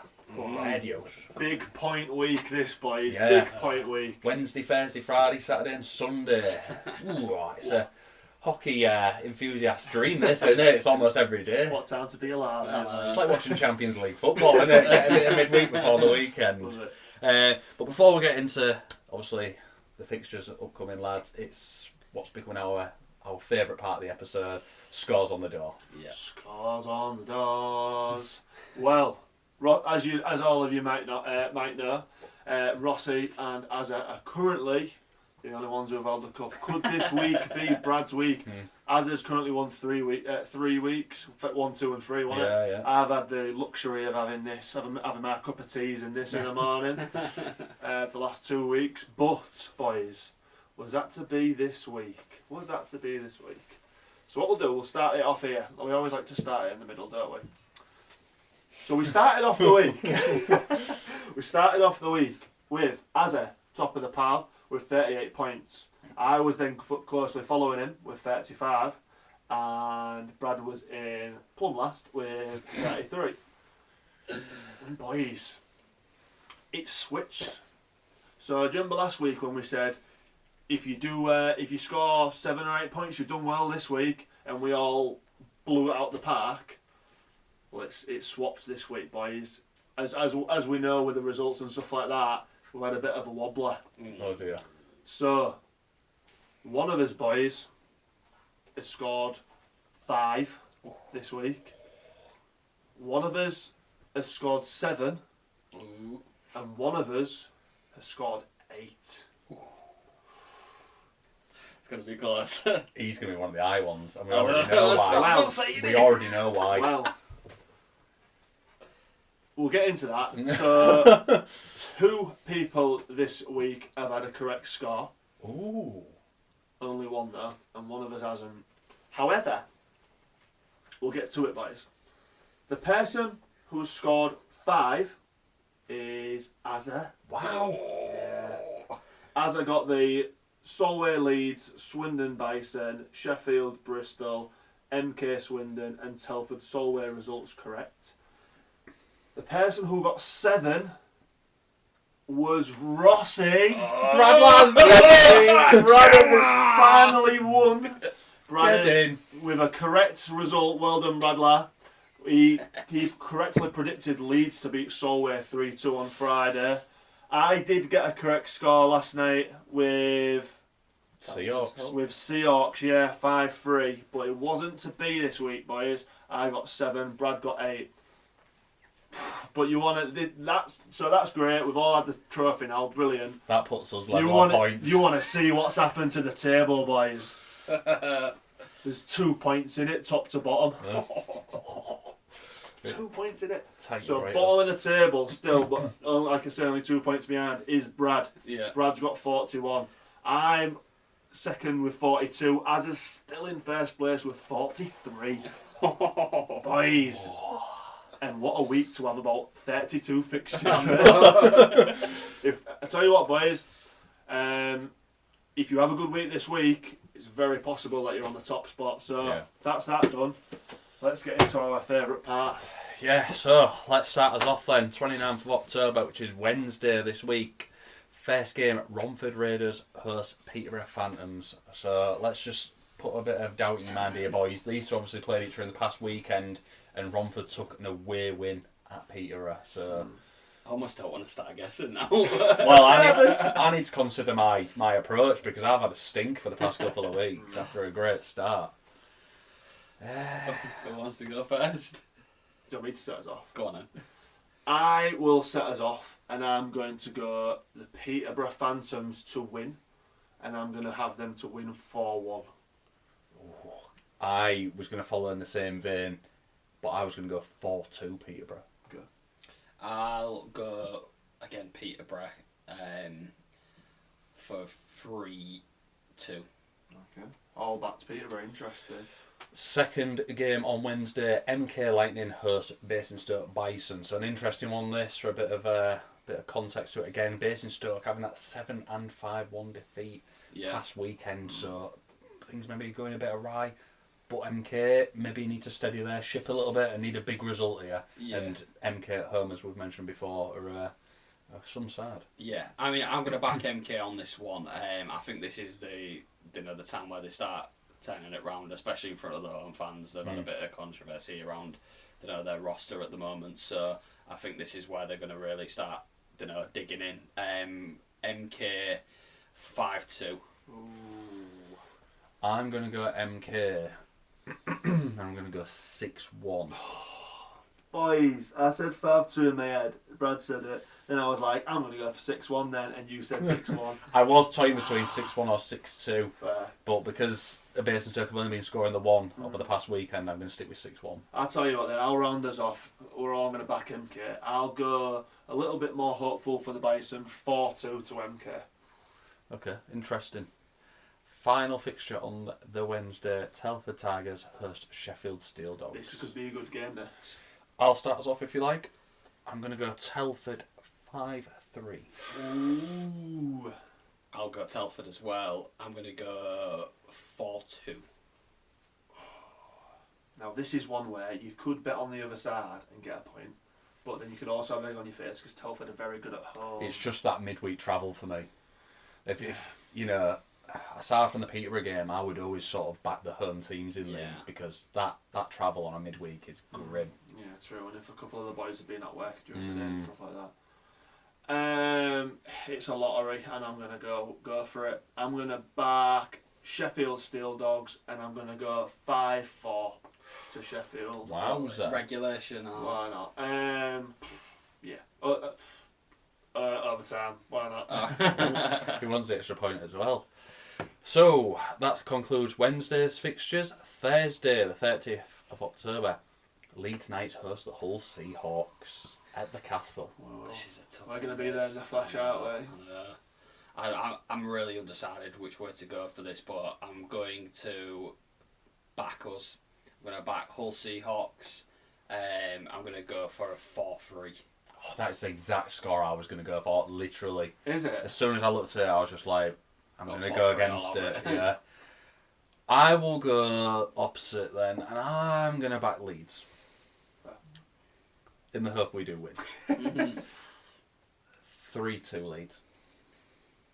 I like the fact that we all think that this is going to be close. I'm going to back Seahawks as well, just because we're going and I want that I want that. I'll go 4-2, and I think it'll be an empty netter at the end of the game. Ooh. I think we'll be 3-2 up, they'll go for it, and we'll get the extra that one at the end. 4-2. I think, like Seahawks after the weekend they've just had, playing really well. Leeds had that little slip up. It could go either way. This is going to be a great we'll watch that. Not jealous of you boys. This is one I'll be interested to see if Hodge makes it over for. Because for people who don't know, Josh Hodgkinson doesn't live in England, he lives in Ireland. Hopefully he makes it over, and because he's a massive part of this. Might be a little different if he doesn't play. Yeah. I reckon we might have Josh Crawley for this as well, from Manchester, who is a very hot prospect. So it could be interesting, this one. Yeah. Final fixture on the Thursday, Swindon Wildcats host the Bristol Pitbulls. So I'll go first for this one if you want. I think, although Bristol are building something at the moment, I think Swindon will want to regain that momentum after the loss against MK. So I'm going to go a 5-1 win to Swindon. glad he said that, because my follow-up to that is Swindon 5-2. Nice. Oh, I'm going Swindon 6-2. Oh! This is going to be interesting. That'll be one to watch. Obviously, you lads will be at Leeds, but I'll be watching there with my eye on it. It's like a goal either side. Refresh. One of us has got 3 points coming there, hopefully. Yeah. Going into Friday then, 31st of October, happy Halloween. Sheffield Steel Dogs host Solway Sharks. This is a tough one.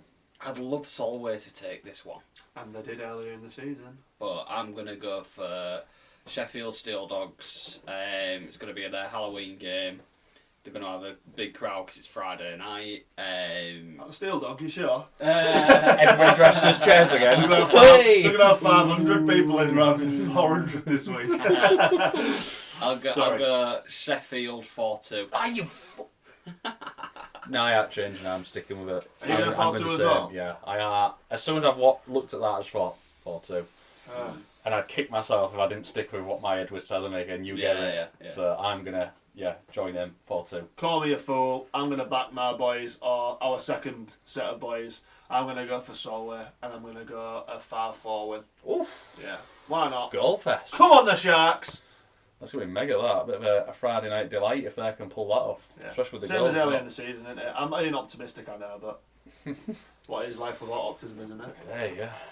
And normal service resumes for Saturday and Sunday. Yeah, so Saturday, 1st of November, first game, Hull Seahawks host Peterborough Phantoms. So Saturday home game for Hull Seahawks, which is not the norm. What are we thinking here, boys? Hull Seahawks 5-3. It's such a staple. Is it really? It's such a staple like result that when two tough teams like a 5-3, isn't it? I'm gonna It's go. the empty net, isn't it? I'm gonna go Seahawks 4-2 then. I'll change it this one. I'm gonna go a little bit more optimistic, and I'm gonna go Seahawks 6-2. Wowza! Yeah, we're a different beast at home, boys. We're a different beast. I said it last week, and it came through for me. We're a different beast at home. Trust. Fair. The next game, Leeds Knights host Telford Tigers. This could be a real good game. This. It could be. I mean, you'd like to always back Leeds at home, wouldn't you? But this weekend showed that teams can go there and get points. Given that I've backed Seahawks to win midweek at the Castle, I'm gonna go Leeds Knights for a 5-3. Interesting. I'm also going to back Leeds. I'm going to back them to win 6-4. I think it'll be a bit of a high octane one. This. I was going to go Leeds 4-2 here, but I'm going to flip it on its head. Just go against you two. Telford 4-2. Nice. Like that. I like Just that. to We chance need, it. we could need a come bit of true, this though, though, like guys. that. We do need a bit of that. If you're gonna take risks, I think that's one to take a risk on. Yeah. Basingstoke Bison hosting the Milton Keynes Lightning. So I think this is part of a double header, is it? Did they play him during the midweek? Yeah. Still play him again on the weekend. I still don't have much hope for Basingstoke here, if I'm honest with you, even at home. I'm going to go 5-1 MK. Yeah, I'm gonna go MK, but I'll go 4-3-1. Nice. I think MK travelling away have issues. I think it's been a problem for a little while now, boys. Look at what happened at Bristol last week. I just think they've had a good belt in some of the players. 1000%. And what happens with MK, it seems that they have a rubbish result, they get belted, they have two good results, but then have a banana skin again. And I don't know whether they're going to have another good result and then might slip up the next night. So I think I'll go... What did either of you guys go for 4-2 MK? No, 5-1. I'll go 4-2 MK then. Right, real interesting one, this one. Bristol Pitbulls host Romford Raiders. And I think this one's quite a tough one to call. Yeah, well, I'll go first if you want. I'm gonna back Bristol at home. I would as well. Yeah, I'm gonna go for Bristol 3-1. I was going to go Bristol 4-2. Oh, boys. I wanted to back Bristol too. Well, back them then. I know, but you don't win the prize without having a risk there. I'll back Romford. I'll back Romford 5-3. Wowza. Yeah, why Be not? interesting one to keep an eye on that one. Yeah. And Solway Sharks versus Swindon Wildcats, the last game on the First Saturday. of a home double header for Solway this boys. Swindon spending the night. I'll go first on this one if you want. I'm going to back Solway for a home win on the Saturday. Nice. I'm going to go for 4-2. 4-2 Solway. Dang. Has a care to dabble? Yeah, I'm going to go Swindon. Fair.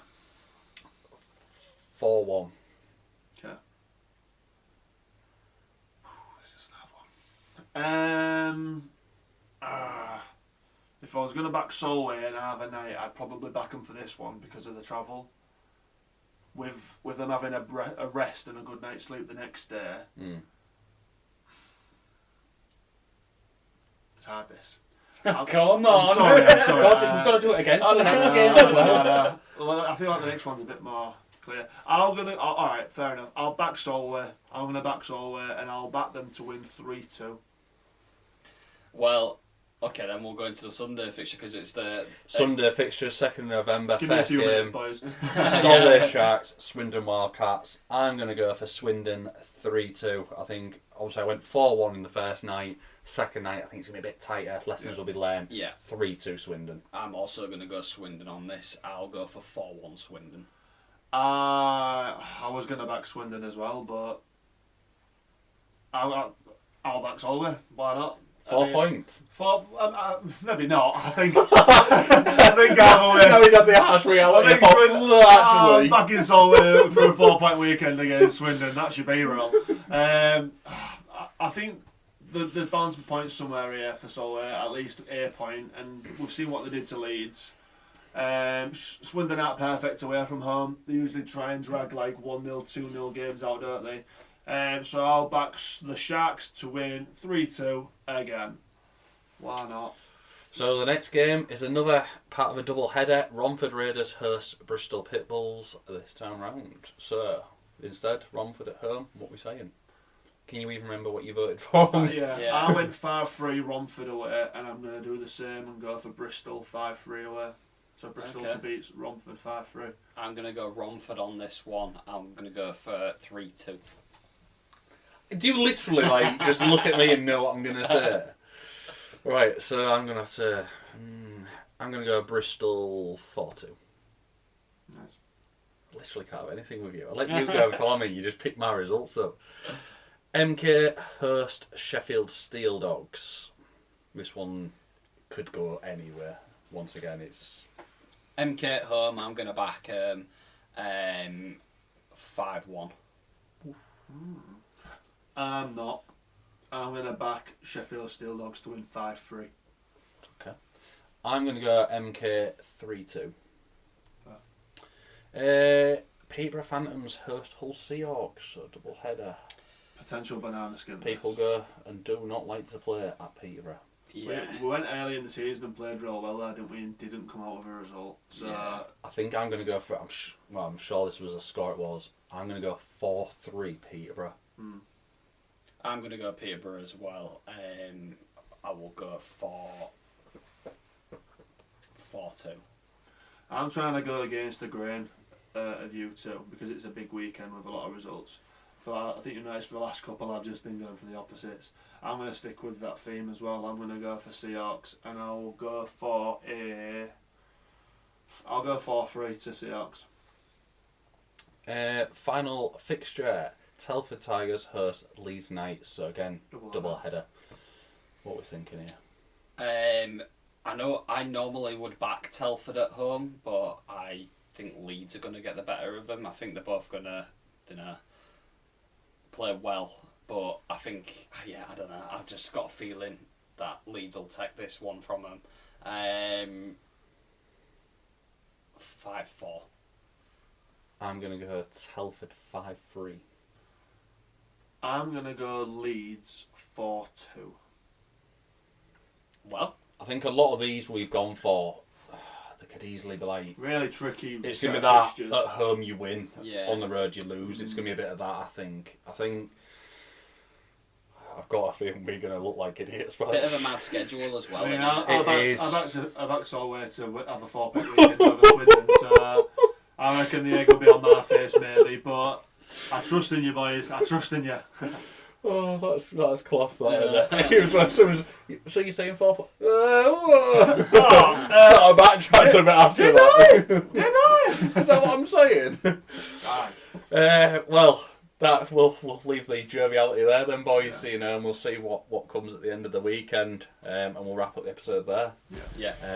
Once again, thanks for watching. Thanks for participating with comments, likes, and subscribing. Stay tuned. There's more to come. Obviously, we've got another interview. Many more to come down the line as well. Ross is getting us hooked up quite nicely, aren't you? With a nice pipeline. Yeah. Anything for you, lads? No, just reiterate what you said. We really appreciate it, and stay tuned and give us a bit of interaction. We're loving it. Yeah, second that.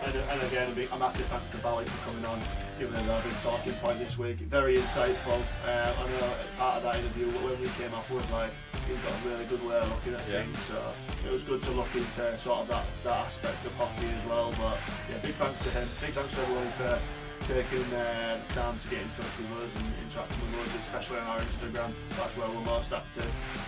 But yeah, just things are good at the moment, aren't they, boys? So very happy. So thank you, everybody. Thanks for watching. See you on the next episode.